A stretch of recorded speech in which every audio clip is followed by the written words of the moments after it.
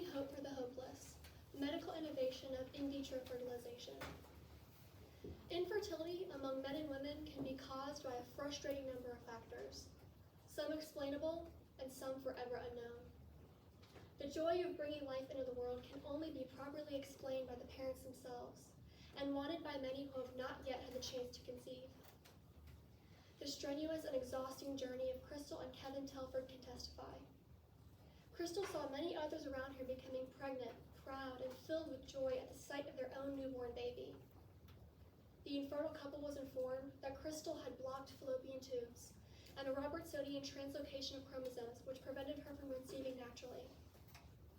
The couple decided to turn to in vitro fertilization, or IVF, a strenuous and specialized medical practice to give them some hope of producing their own offspring. Distraught and forlorn, Crystal's body had failed her after 7 rounds of IVF, resulting in miscarriage, the fetus only surviving approximately 8 weeks inside her womb.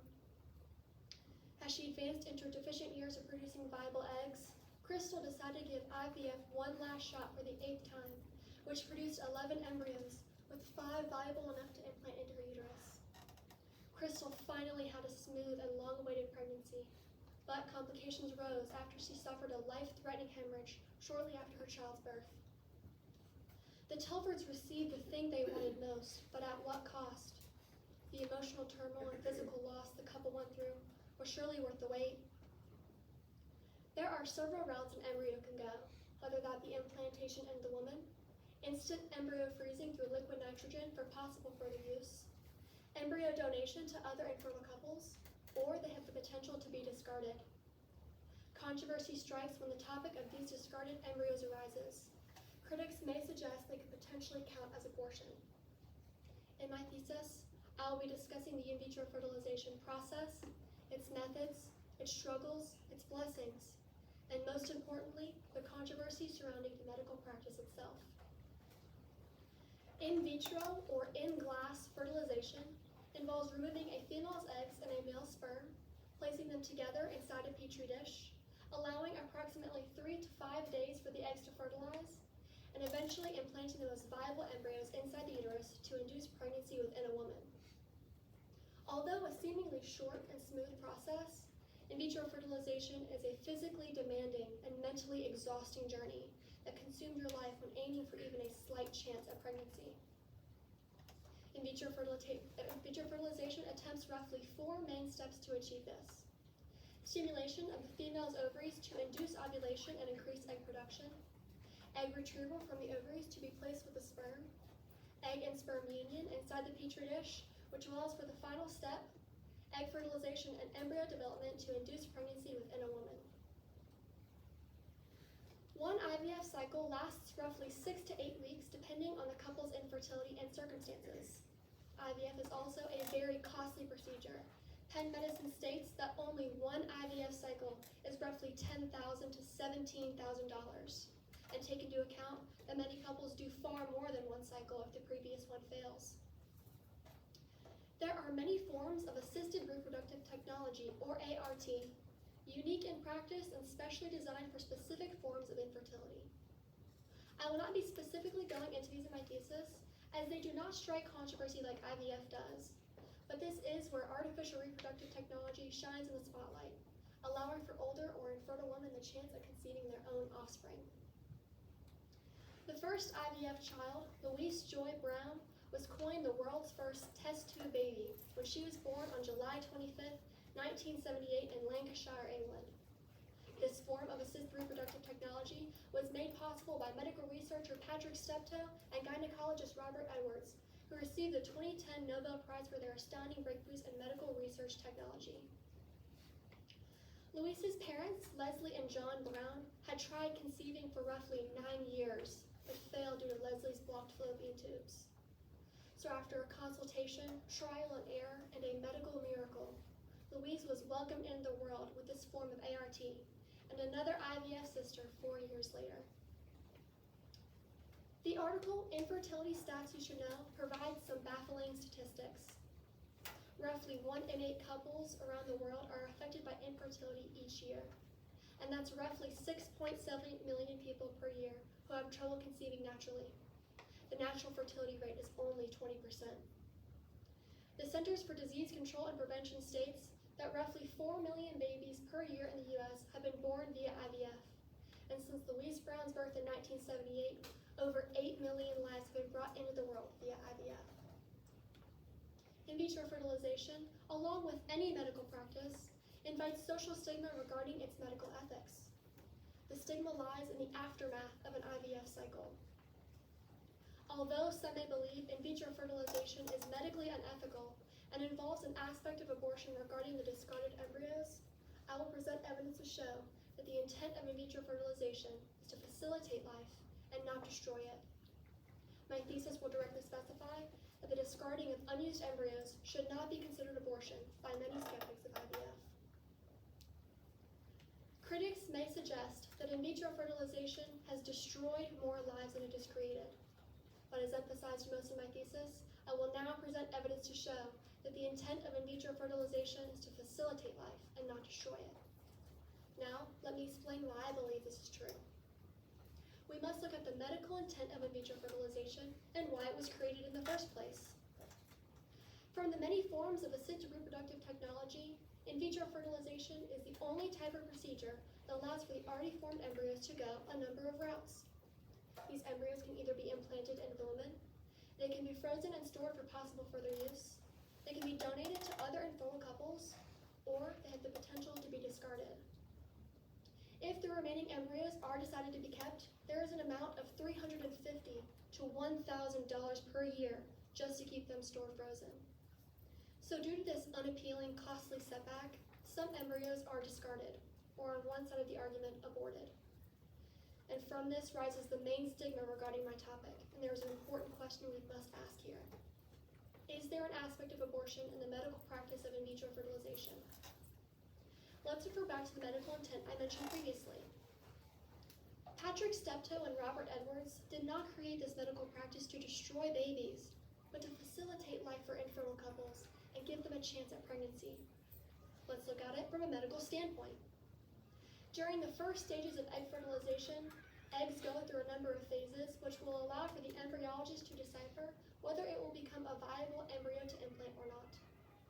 There is an allotted 3 to 5 day process where the union of egg and sperm will form a number of cells which will determine if it will become a viable blastocyst to implant or not. A blastocyst is a rapidly dividing clump of cells which will eventually form the inner cell mass of the embryo. So to give you some perspective, embryos have roughly 8 to 10 cells on day 3 of this process. So as you can see, it's a very particular cycle. So after speaking with Dr. John Paul at the Architect Center for Reproductive Health, embryos with too few or even too many cells are immediately discarded and are not implanted since they will never form into healthy babies. And this brings me to the basis of my argument. Discarding infeasible or even slightly imperfect embryos does not count as abortion since they will never form into healthy babies if kept inside the petri dish. Implanting unstable mass of cells into a woman could potentially harm her or even commit spontaneous abortion within the womb. Freezing these embryos would not solve the problem either, since they have already developed at an unhealthy rate and will never return to a normal stage of growth. My next argument involves the most infallible source that exists, the Bible. In Psalm 139:13, David writes, "For you formed my inward parts, you knitted me together in my mother's womb." I believe it is specifically the implantation of the embryo in the intrauterine lining of the woman that allows for it to form into a child. Allow me to delve a little deeper. Embryos cannot grow further past 14 days in vitro, which is known as the 14-day rule. John Appleby phrases it like this. In biological terms, the 15th day of embryo development is the point at which the primitive streak forms. What is this primitive streak Appleby refers to? Well, Karen Downs describes it like this. The primitive streak establishes antero-posterior body axis within all amniote species. So in simpler terms, the primitive streak establishes bilateral symmetry and embryonic tissue layers that will later form into the organ systems of the embryo.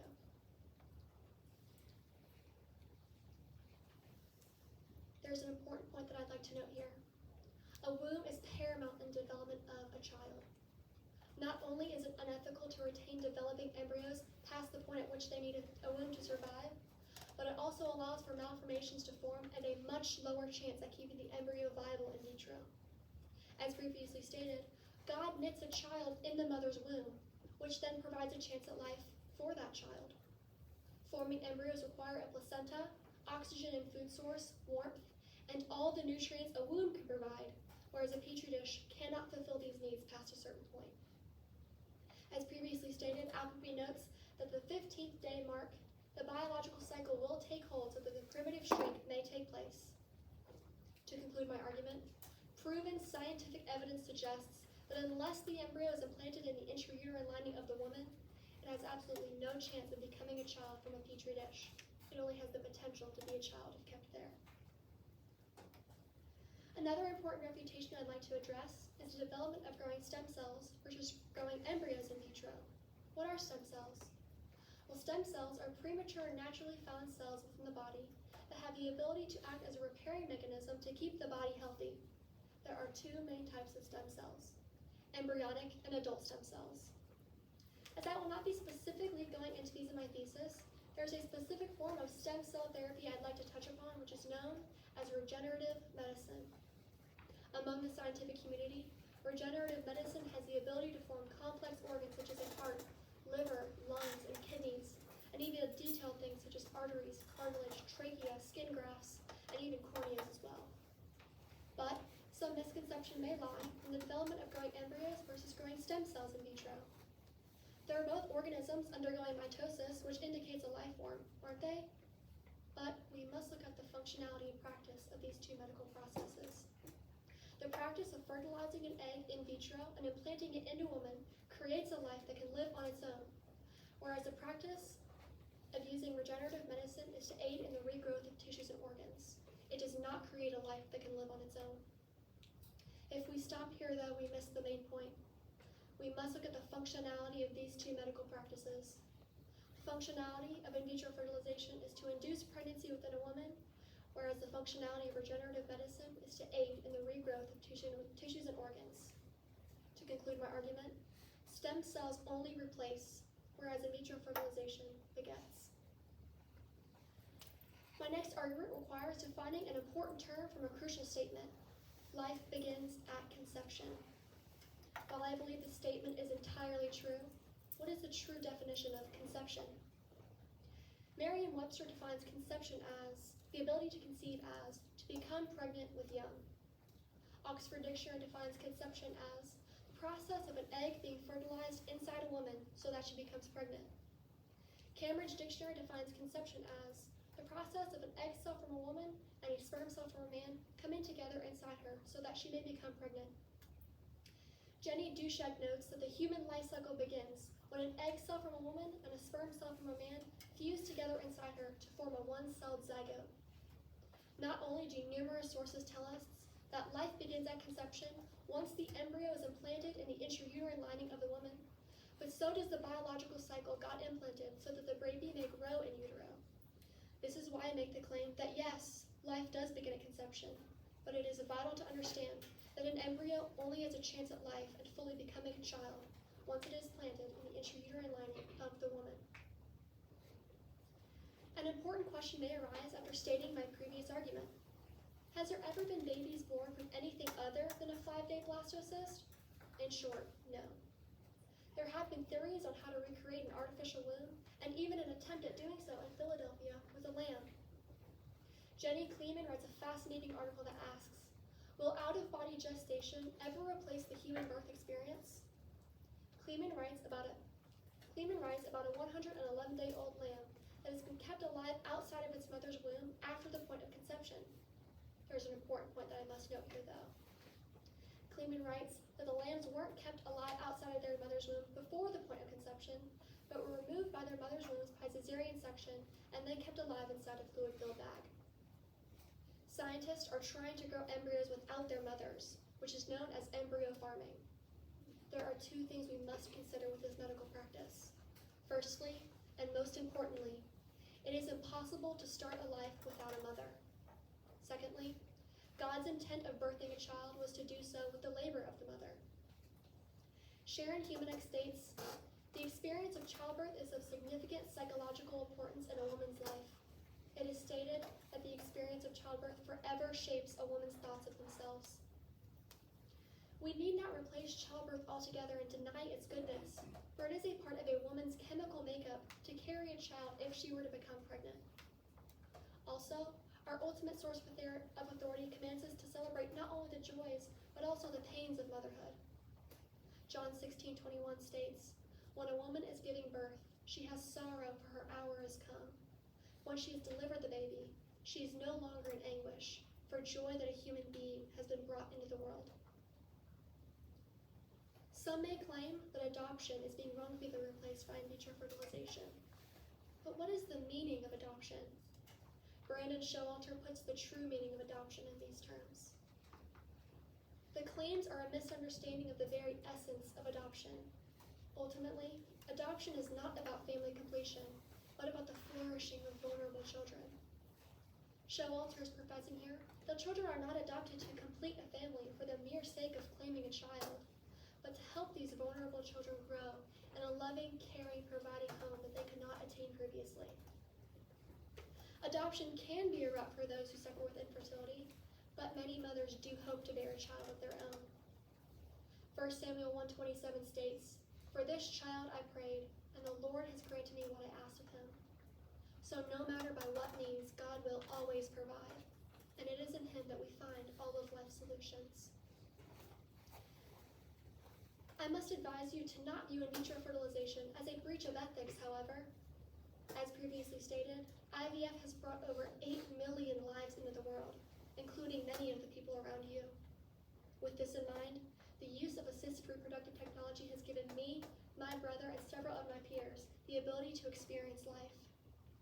As I close, it is vital that I remind you that the use of assisted reproductive technology has given my family and several of their friends the ability to bring forth children of their own. But I would not be standing here today if it weren't for the use of assisted reproductive technology. The regard for human life as medical practice holds goes beyond what I can discuss in my thesis, but I hope to have impacted your thinking regarding the ethicality of in vitro fertilization. In the wise words of Desmond Tutu, "You do not choose your family. They are God's gift to you, as you are to them." Thank you.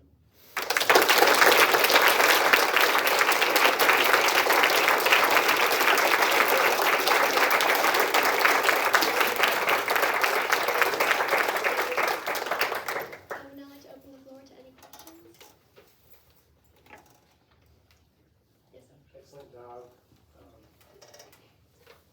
You picked a very difficult topic, and you picked a stance on it that took courage, to be frank. I am curious. IVF does create, especially in embryos, does create some ethical kind of quandaries. I'm curious what you propose to do with excess embryos, just from what you say.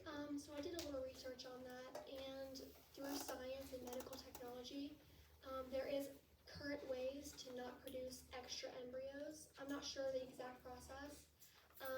In Crystal and Kevin Telford's case, like I mentioned previously, she did have to go through several IVF cycles, and she produced an excess amount of embryos. But there is new ways to create less and less embryos. I think the route I would take is probably to donate these extra embryos, because some couples can't produce children on their own. But through my research, they're using less and less embryos, only roughly 2 to 3 now, and that's how many they implant these days. So if that answers your question. Thank you.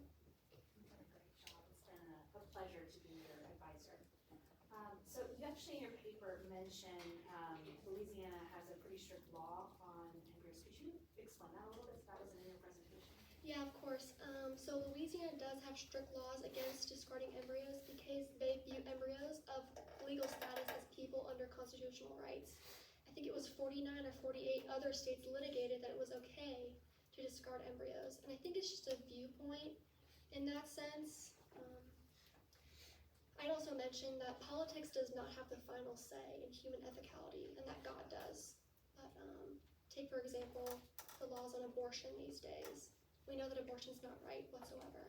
We know that homosexuality is not right, but some laws indicate that it is now. So not all laws ensure or dictate the set of human ethicality, but ultimately God does. So I think it's just not a bias, but it's just a viewpoint in that Do sense. you think it should be changed or improved upon? Louisiana's, I don't have a clear understanding yet. I think I need to do some more thinking on that. Obviously, from my point of view of my paper, I don't think discarding unused embryos is abortion since they have not fully become children yet. But I'll have to do some more thinking on that and come back to you. Any more questions? Yes. I don't know if it's totally like the even possible today, but at least there's been talk over the past few years of being able to take a embryo that's outside of the woman and genetically modify it to, for instance, take away a certain genetic disposition to a disease.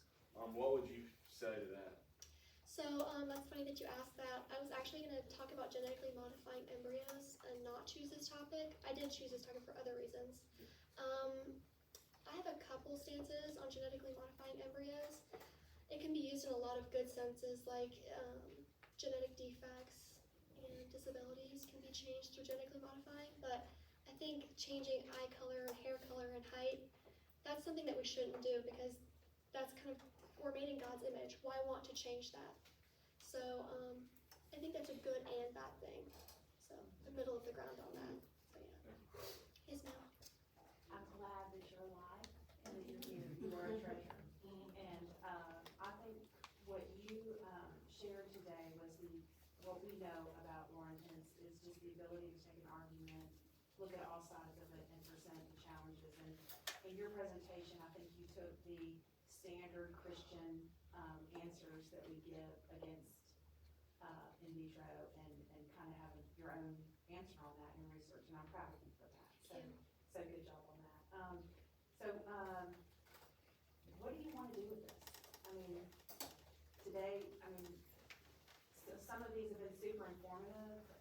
Yours has been, very deeply personal to you, and I think in our Christian community, there's a lot of room for discussions on this to address what we consider to be some of the ethical challenges with it. But what do you see yourself doing with this? I've always been interested in the medical field. Both of my parents have really indulged me in that as well. I haven't thought of a profession in artificial reproductive technology, but it has been extremely impactful in my life. And the reason I chose this topic was because both me and my brother were conceived through IUI, which is different from in vitro fertilization. It's called intrauterine insemination. Also, my mother works at the Architect Center for Reproductive Health, and it's really heart-touching because she provides anesthesia to women who undergo IVF. And 9-10 months later, she'll get pictures from these women of the babies, and it's really heart-touching. I don't know if I see myself doing anything with this topic in the future. I'm probably going to delve into it if I do go to medical school, and at least I'll have some knowledge if I go there then. So yeah. Any more questions? Yes. You mentioned earlier the cost that goes along with each cycle of in vitro fertilization, and I'm interested in what are the factors that go into that? Is it just the technology, or do these government regulations on in vitro fertilization have anything to do with that? And as this practice becomes more commonplace, do you think that cost can go down over time so it can be more widely available? Great question. I had the opportunity to go interview Dr. John Paul at the Architect Center for Reproductive Health. Really informative. It's a very strenuous process and over a 6 to 8 week period, like I mentioned previously. So as I watched, the woman had to undergo 2 kind of procedures, egg retrieval and then the implantation. So the cost is so high. I think honestly any medical cost is extremely high for a number of factors, probably the period of time, and the embryos are so fragile. When I went to go interview, you can't wear hairspray or makeup or anything, any perfume, because those embryos are so fragile. And I think a lot of that money goes into the care of those embryos as well.